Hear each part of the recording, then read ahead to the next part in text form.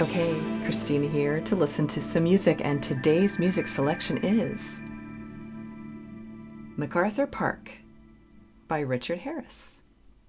So I thought this was going to be a new artist that I had never heard of before, but apparently I do know of this person, but from the movies. So I know that Richard Harris was the original Dumbledore in the first two Harry Potter movies. I'm trying to remember if I know him from other things.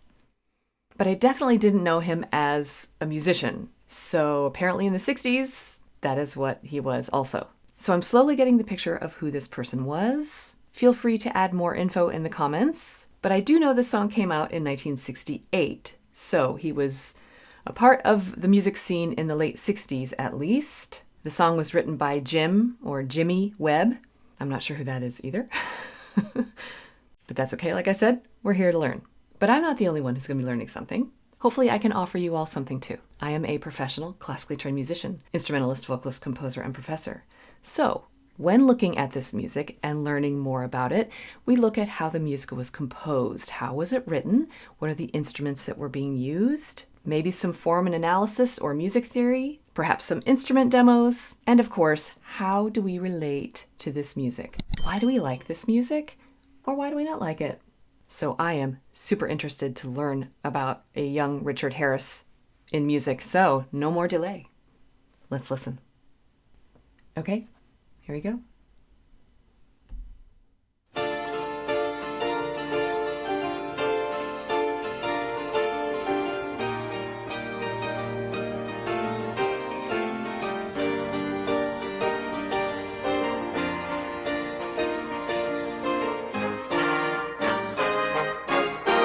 Spring was never waiting for us, girl.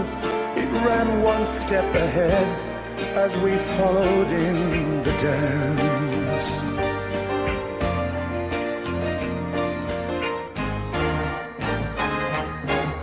Between the parted pages and were pressed in love's hot fevered iron like a striped pair of pants.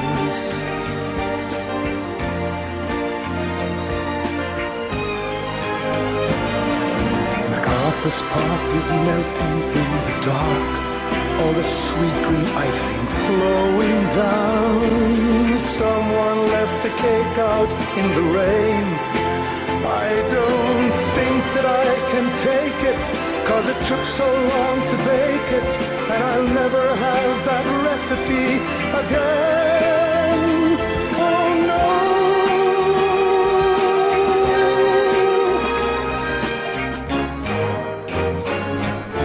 Okay.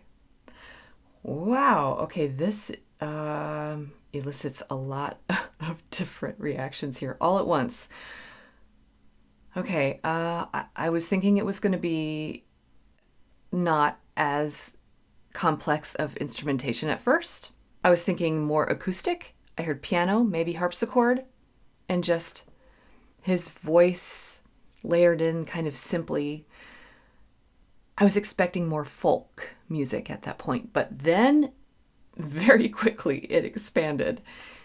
Heard the brass, actually in my headphones anyway, the voice and keyboard started on the left, and then the brass all of a sudden opened up on the right. I have to say that I have been noticing a trend in 60s music for it to start on one side and open up to the other. A little bit in the 70s too, but am I right in thinking that that was an actual fad that came in recording music? I'm not complaining about it. It's just interesting. So the brass was a nice surprise. I was thinking, oh, okay. A little folk music with some brass, a brass chorus. But then we heard strings. And then we heard timpani. We heard the percussion. And I'm like, well, we've got a full orchestral complement here. Okay. The lines are beautiful.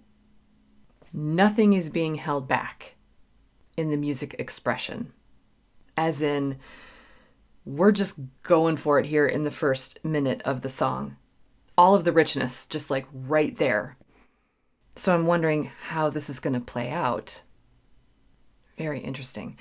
Okay, Richard Harris, his voice is very sweet. And again, I only know him as Dumbledore when he was, later in life. And so I don't know if I'm able to connect his speaking voice with his singing voice. Sometimes you can do that. You can tell right away that an actor is singing because you already know their speaking voice. It's like, yeah, you can see how that is translating over to their singing voice. But the sound of his voice is very kind of folky. He's got a really quick vibrato, sings very well in tune. So I was sort of surprised by the big orchestra coming in. Okay, the lyrics, very descriptive. I am reading the lyrics as we go along, and I saw something about, a pretty in-depth description of a cake being left out in the rain and, all the ingredients for the recipe for that cake. And I know sometimes I say descriptions like that when I'm describing how music comes together. And so I just thought it was kind of entertaining to see that in the actual lyrics here. Okay. We have a lot yet to go, so let's continue on. I recall the yellow cotton dress foaming like a wave on the ground around your knees.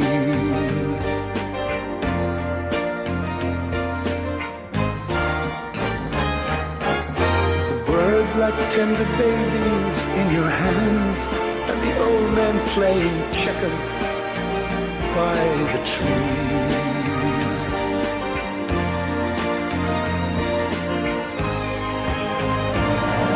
MACARTHUR Park is melting in the dark, all the sweet green icing flowing down.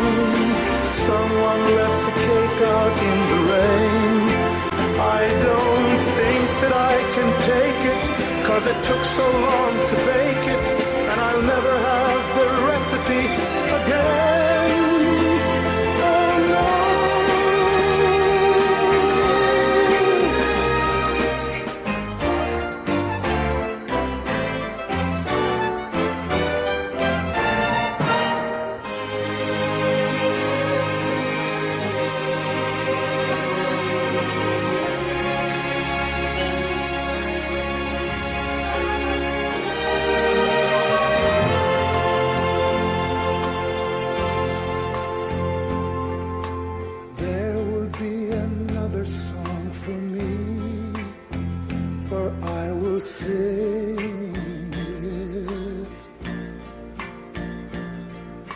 There will be another dream for me. Someone will bring it. I will drink the wine. Okay, this is a whole new section here, like a whole new song. It's a little lighter, it's in a more major key. But that first section, wow. And the main chorus about the cake came back. It is so ultra descriptive. It's just sort of dripping with color and adjectives, metaphors and analogies, especially when the meaning of one word is used in a different way. So was it something about the green, the trees in the park were melting? That's so interesting. Okay. Then we had a little bit of a basic interlude to take us into this next part of the song. I admit that my attention sort of was drawn into a certain space because there was an issue either with my headphones or the recording. It might have been my headphones, where the left and right started to sort of shift around. I had to make like a quick adjustment. So if it seems like I lost my focus there for just a moment, it was because I was like, wait, do we have another shift like that? Like, with the left and right. But I don't think we did. I think it was supposed to just maintain straight through. So maybe I'll back up and listen to that again. But wow, what a first part of this. How many parts do we have here? 1, 2, or 3? Or, so that's A, B, C, or is it going to be A, B with a return of the A? I think I'd be fine with either option. So let's back it up. I want to hear kind of that part that my focus was pulled away from. And again, hopefully there are no technical issues here. Okay, so we're going to go back to this transition into the second section.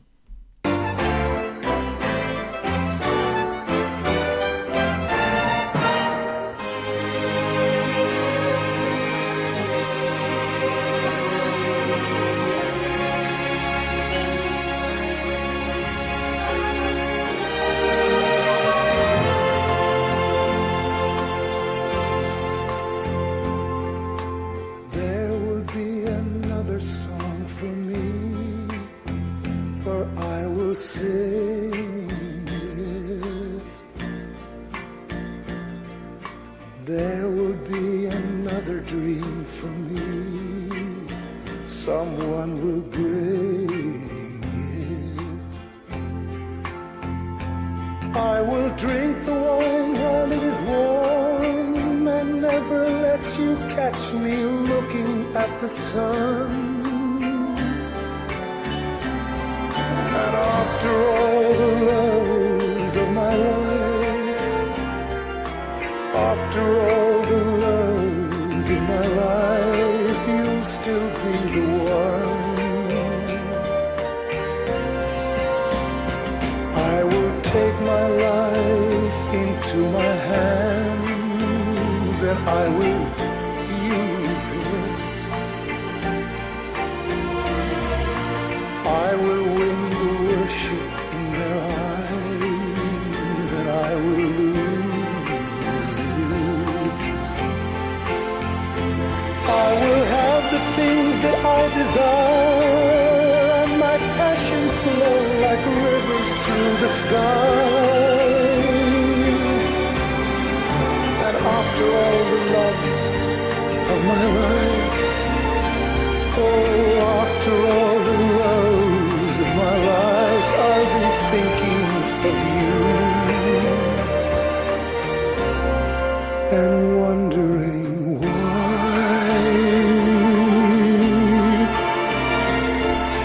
Okay. Well, that got a little bit heavy.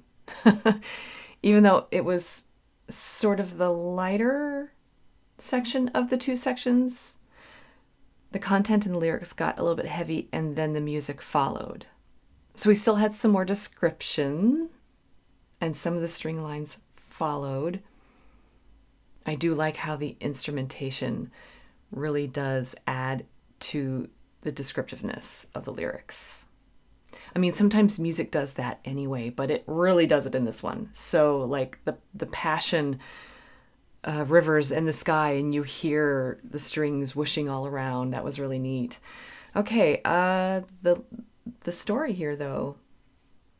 This person is professing love to someone, but then also talking about future relationships.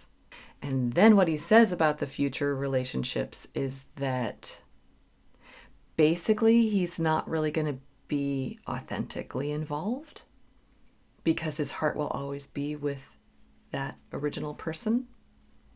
That's pretty heavy stuff.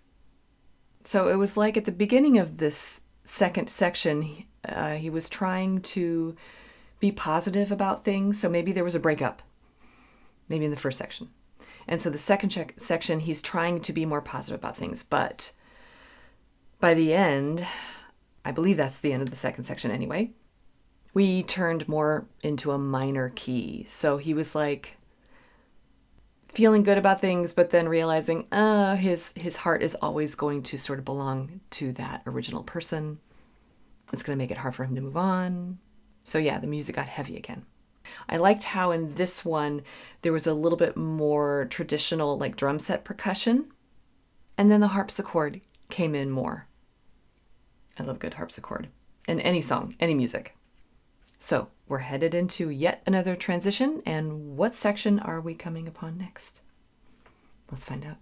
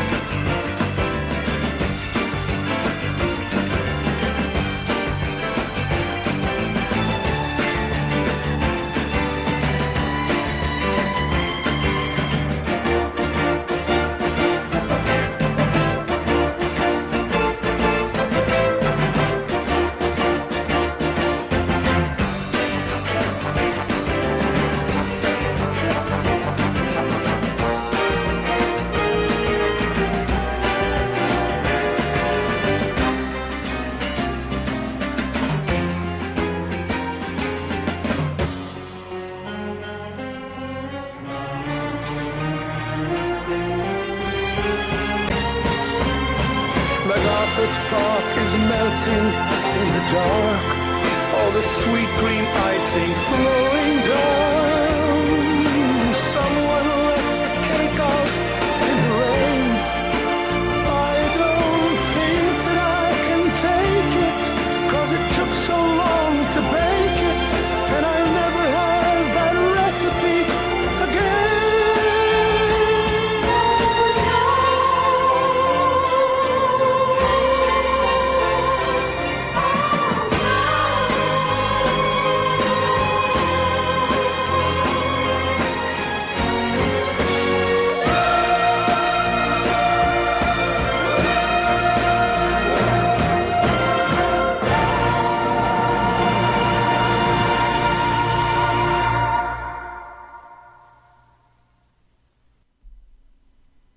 All right, well, that was quite an ending. Okay, so it did go into another third section.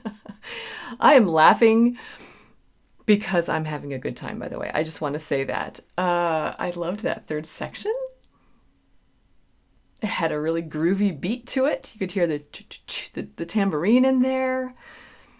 I'm not saying it was a happy section. In fact, I think it's supposed to sort of represent the turmoil that continues to happen. It's frustrating when you realize that you're going to have an issue with something. Sometimes those realizations kind of hit you slowly, and then you're like, ah, man, now we got a problem. So I think I just really like the energy and the variety throughout this song. And then I love a good bookend. So it was like A, B, C, but then a return of the A with a grand finale tag at the end. It was fantastic. I was very impressed with Richard Harris's range, because I'm trying to think of his speaking voice. He's got a lower speaking voice, I think, but he can hit some of those high notes up there. He belts them out pretty well. And so then it just kept going. He was going and going and hitting those notes at the end. But then, like, the last one that he was trying to hit, someone else chimed in, one of the ladies and the backup singers. And I was like, oh, okay. Well, that's okay. That was a high note. It's okay. He hit all the rest of the high notes up to that point. And then the rest of the ladies took over all the way to the very bitter end. And so the ending chord, I believe, is a major chord. So we're ending not totally distraught, but still kind of some remaining frustration left in there, just like the emotional energy from all of that, from the entire experience. But I loved how they were reaching up for those high notes at the end, like with the French horn. It was really trying to go up there too. It's like, everybody, like, he's going to go, or Richard Harris is going to go up and hit the notes. Okay, everybody join with me.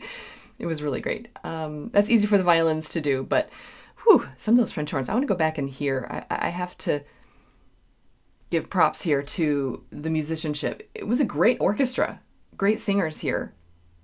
Okay, let's see if we can find the note. It was the oh no, no, no, no stuff. Bake it, and I'll never have that recipe again. There.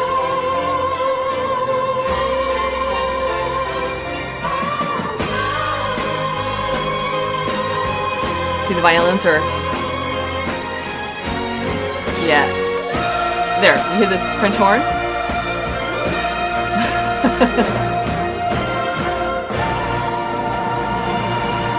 Love it. Love it. That's such a great... I don't know, is it like a Hollywood ending or something? I can't quite put my finger on it, but it's just kind of glorious. It's a lot of fun. It's like large scale production orchestral moment there at the end. And here, let me turn my keyboard on. Let's hear what those notes were, just to see how high were the French horns going and how high were those sopranos. Yeah, so an F. So the French horns, kind of heard them go up there like that. But then I think the sopranos were on a high B flat. All right, and what was the note, the last one that Richard Harris sang?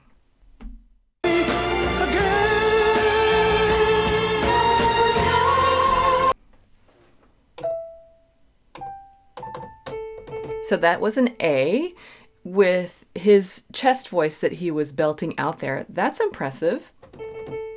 And then we heard going up to the B flat and then to a C, but that's kind of where the ladies took over, which is a typical soprano range there. But what fun. Okay.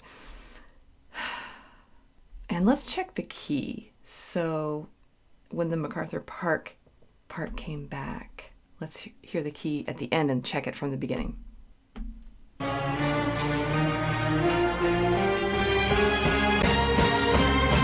MacArthur's Park is melting. So we're in F major. And at the beginning, what are we in? MacArthur's Park is melting. Okay, so I think that's in C major. And we ended in F major. Okay. And that is a typical relationship with a modulation, which then it's up higher, which means all of those notes, like the highest note that he hits is going to have to be higher. So good for him for attempting those notes. So now let's remind ourselves where we started, not just with the MacArthur Park moment when they first say those words, which, by the way, I believe is a park in LA. And I love how it says that the park is melting in the dark. I love that.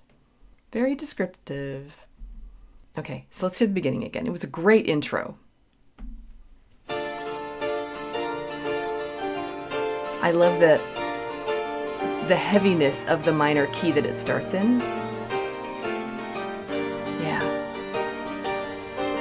And it kind of restates it a little bit lower, like we're headed into something kind of deep. Spring was never waiting for us, girl. It ran one step ahead as we followed in the dance. I love that. Da-dum-ba-dum. I love that little modulation there, that chord progression. Yeah, this music just really does a great job of representing the meaning behind it, the feeling that's supposed to accompany it. I like how it's never too muddy. I was afraid that there was going to be so much of the orchestral part that we were going to lose our foundation a little bit, but we never lost it. In fact, I think it kept revving up. So in the intro, you're hearing sort of the percussive sound of the keyboards, and then the brass always reminds us, you hear them re-articulating with the embouchure, ba-da, ba-ba, you hear that. And then also there's a funny little sound with the guitar. Sorry. Okay, not the best recreation of that sound there. Let's see if we can find where one of those spots is.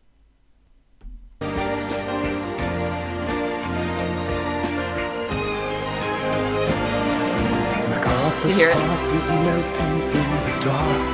guitar. The sweet green icing flowing down. Someone left the cake out in the rain. I don't think. Yeah, and so we're hearing the percussion and the chords of the guitars because all of that could get lost with the booming of the timpani and then the string lines. And when the brass stop articulating stuff and they're just holding the chords in the background. And then at the same time, that orchestral blend might not coincide with the foundation of the percussiveness with the other instruments, but I think the blending is really, really good. Okay, so let's move to the next section, because the first section was just grand and very well coordinated. But let's hear the second section.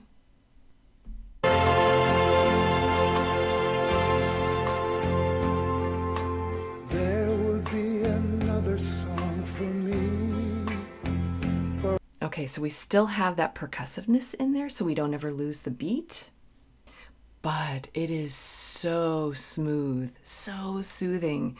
His voice is almost like a whisper. That tracks with what I remember from his speaking voice. And that's not how he was singing in the other sections, in the louder section, the A section. And then whatever was happening before then, I think it is maybe in the recording. I don't think it was completely in my headphones. So I'm not sure what's going on there. But I'm not going to put that under the microscope too much. It is what it is.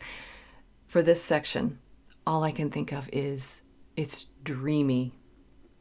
And remember, it sort of started out more positive, but then it just kind of devolved into something a little more heavy and minor, kind of like the A section. That's a great emotional pull. Like the music representing that feeling of your emotions being okay and then kind of dropping when you realize something's up. But it was so dreamy, even in the more minor part, especially with the voice. So let's go forward to where Harris is really sinking in to how to be dreamy with the presentation. I will sing. Phew. There will be another dream. So he's scooping up. Okay. Someone will bring. Okay. So that's sort of like a portamento. And maybe there could be some glissando in there as well. His vibrato is quick enough that it could sort of involve enough notes to be a glissando. So the difference between portamento and glissando, you sort of have to picture very quickly and briefly hitting all of the notes. So what we're trying to do is go from one note to another one. And they could be close as long as you take advantage of the space between them, but from one note to the next. And with glissando, you're going to kind of methodically hit all of the notes in between, while portamento is more of an emotional gesture where you sort of take your time and it's more approximated. And of course, it can go in either direction. You can do glissando or portamento up or down, but it's basically just two different ways to sort of slide around between the notes. But I'm going to call what he's doing more portamento. And it's so good and so effective. Again, he can really, really do that because of his quick vibrato. Another example of a popular singer that I know of that can do that really well is Edith Piaf, the French singer. Like, si tu n'étais pas là. You know that? She's so good at doing that. So that's kind of what he's doing. And all through the warmth of his whispering voice. So dreamy, right? Okay, and so there's one more spot that I mentioned previously, but I want to go back and play the exact example. And it's when some of the instruments were once again really depicting what's being said in the lyrics. That I will lose you. I will have the things that I desire, and my passion flow like rivers through the sky. Okay, doesn't that sound like desire? Doesn't that sound like rivers of passion through the skies? You know, it just, the string line there, and it all sounds like that to me. Let's go back and hear it again. Too much fun.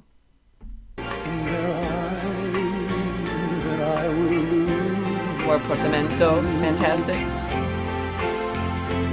Okay. Desire. The strings kind of scooped up a little bit. Oh, so nice. Oh, and then that in the French horn right there with "and after all the loves of my life." Oh, okay. Yes. Perfect depiction of the loves of my life. Whew, with that French horn. Okay, I have to give that string line a try. I can't resist. Okay, so first I want to hear the desire part with the strings. That I will lose. Love it. Every time I love it. I will have the things that I desire. Okay. that little violin line there around the word desire.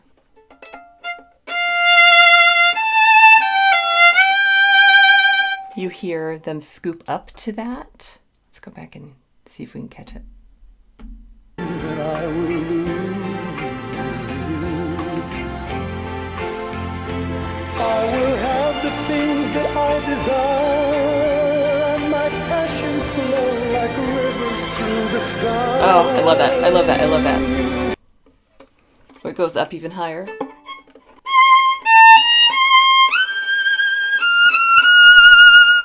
How they almost slide up there too. Worship in their eyes that I will lose you. I will have the things that I desire, and my passion flow like rivers through the sky. Almost. And after all the love Yeah. It resolved down there afterwards, but oh, it's so good. The string line there absolutely was the desire and the rivers of passion in the sky.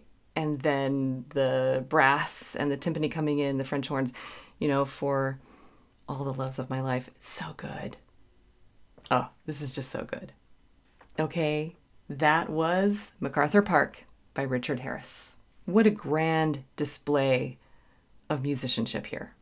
It was so descriptive and sweeping. And I personally agree with a lot of the musical choices that were made. I had my doubts at first because it opened up so quickly and I was like, wow, we got a long way to go. How are they going to maintain this? But it was just completely well balanced and a lot of fun. So I think at first I was expecting something a little bit more simple and folky, and I think we ended up getting like a whole smorgasbord of a meal here to dive into the descriptions here. I still can't quite get over the cake left out in the rain and the ingredients, and it took so long to bake it. And I mean, it's good, but there's just something, I don't know, there's just something kind of funny about it, isn't there? Well, it's all part of the experience with this piece, and it was a good one. This one would be really fun to have seen performed live. And so also what we are left here with is I want to know more about Richard Harris's musical career. So if you know stuff about this, let me know in the comments. If there's something else of his I should listen to, let me know. If it sounds like this, bring it on. Sounds good. But I certainly know next time I watch any of the early Harry Potter, I definitely am going to think differently about Richard Harris, about the actor, and just keep in mind that this was part of his story early on in his career. It's pretty neat. So will this go on my playlist? Yes, absolutely. When would I listen to this song? Probably not when I am, putting on music in the background to, take care of things around the house or something. I think this is a more contemplative type of song. So I think maybe save it for a rainy day with a nice warm cup of coffee. Or maybe in a moment where I'm feeling a little bit of heartbreak or heartache and I need some music to sort of drown my sorrows, but not leave you feeling too heavy afterwards. This is perfect for that. So thanks for coming along with the listening of this one. I had a great time. And as always, just remember that you don't have to be perfect. Just be okay. And keep listening.